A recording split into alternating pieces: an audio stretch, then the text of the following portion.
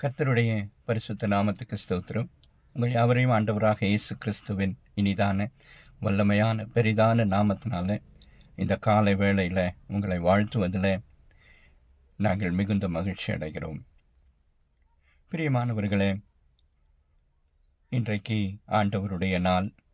இந்த நாளை நாம் மனமகிழ்ச்சியாய் ஆசரிக்க, தேவனை மகிமைப்படுத்த, அவரை உயர்த்தி பிடிக்க நாம் இந்த நாளை அவருக்கென்று ஒதுக்கி அவருடைய துதிகளை ஏறெடுக்கிற மக்களாக ஆண்டவர் சொல்லுகிறார், இந்த ஜனத்தை எனக்கென்று ஏற்படுத்தினேன், இவர்கள் என் துதியை சொல்லி வருவார்கள்.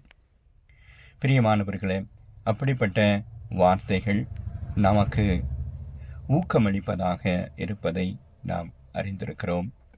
ஆகவே ஆயத்தப்படுங்கள், ஆலயத்திற்கு செல்லுங்கள், ஆண்டவரை மகிமைப்படுத்தி மகிழ்ச்சியோடு அவருடைய ஆசீர்வாதங்களை நாம் நிறைவாய் பெற்றுக்கொண்டு நம்முடைய இல்லங்களுக்கு நாம் திரும்பி நம்முடைய யாக்கோபின் புஸ்தகம், யாக்கோபு எழுதின நிருபத்தில் ஆண்டவர் ஆவியானவர் அதை தெளிவாக நமக்கு சொல்லி இருக்கிறார்.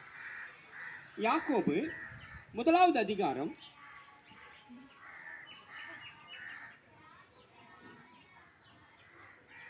14-15 வசனங்கள் என்ன சொல்லுது பார்க்கலாம்.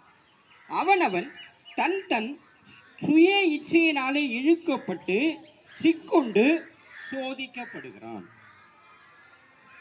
அப்ப நாமளே போய் விழுந்து அதுல சிக்கிக்கொள்கிற ஒரு காரியம் இருக்கிறதை வசனம் நமக்கு உணர்த்துகிறது.